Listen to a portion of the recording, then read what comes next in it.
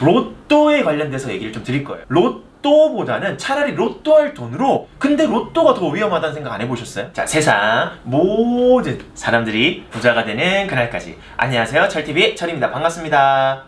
호! 오늘은 로또에 관련돼서 얘기를 좀 드릴 거예요. 뭐야? 아니, 돈 관리를 제대로 하려면서 로또? 어떤 관련된 얘기를 할지 궁금하시죠? 자, 오늘은 로또를 하지 말라 라고 말씀드리려고 하는 거예요. 자, 사실 로또 어때요? 자, 우리가 일주일 동안에 뭐 한 5천원, 만원짜리 정도를 이제 로또를 삽니다. 한 일주일 동안 기대에 부풀어서 우리가 로또 그 발표 날을 기다리잖아요. 자, 그런데 어때요? 발표되면 사실 실망감만 안겨주지 않나요? 자, 우리가 로또를 방송했던 아나운서가 있었어요. 그 아나운서가 3년 동안 자기도 로또를 계속 샀는데 5천원밖에 당첨이 안 됐다고 합니다.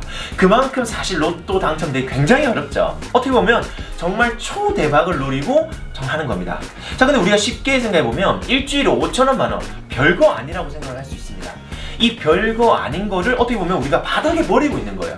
자, 그래서 저는 로또보다는 차라리 로또 할 돈으로 주식을 사거나 펀드를 해라 라고 말씀을 드리고 싶어요. 자, 주식이나 펀드, 난 몰라, 위험해 라고 생각을 하시죠.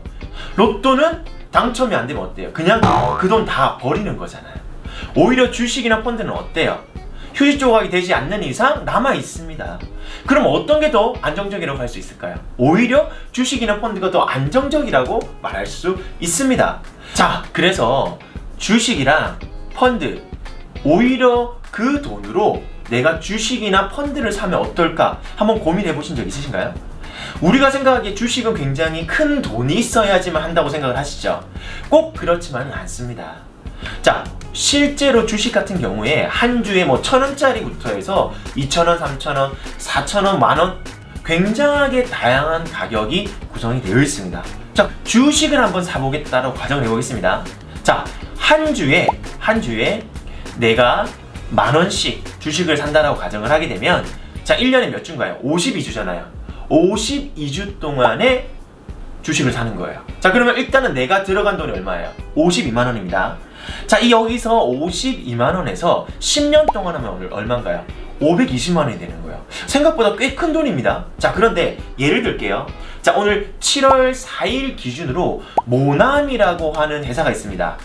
자, 지금 정치적인 부분들 때문에 모나미가 지금 상한가를 쳤습니다. 여기서 말하는 상한가는 뭐냐면 하루 동안에 주식이 오를 수 있는 한도가 바로 상한가인데 이게 하루에 30%까지 올랐다라는 거예요. 자, 그럼 예를 들어서 모나미 내가 샀다라고 가정을 하게 되면 아까 10년 동안에 520만원 30% 수익이 났으면 얼마죠? 150만원 정도가 되는 거예요. 그럼 이 돈이 얼마인가요? 650에서 700만원 가까이 되겠죠.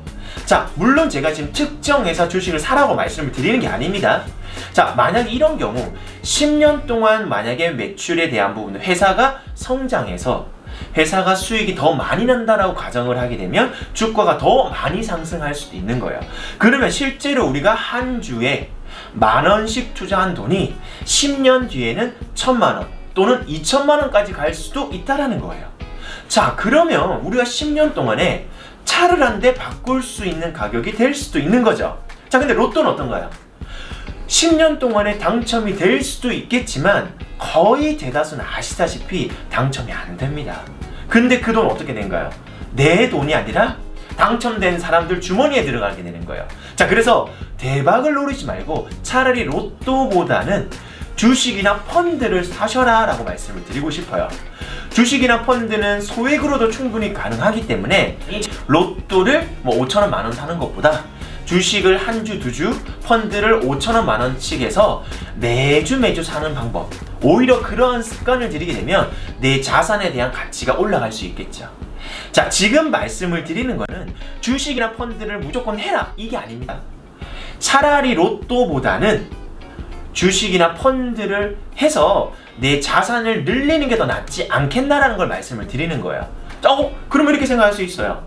주식이랑 펀드 알겠어, 로또 대신에 할게, 뭐 어떻게 어디서부터 시작해야 될까, 이런 고민들 하시는 분들 계실 거예요. 자, 그거는 지금 당장 제가 하라는 말씀이 아니고요, 천천히 제 유튜브를 꾸준하게 구독을 하시다 보면 제가 투자에 대한 부분들을 계속 설명을 드릴 겁니다. 그러면서 하나씩 습관을 들이면서 투자를 어떻게 하는지, 계좌 개선을 어떻게 하는지, 어떻게 주식이나 펀드를 매수하는지 하나씩 말씀을 드릴 거니까 구독 버튼만 꾹 눌러주시고 꾸준하게 제 채널을 시청해 주시면 제가 투자에 대한 부분들, 로또 말고 주식이나 펀드를 할 수 있는 방법들도 말씀을 드릴 거니까 우리 돈 버리지 마시자고요.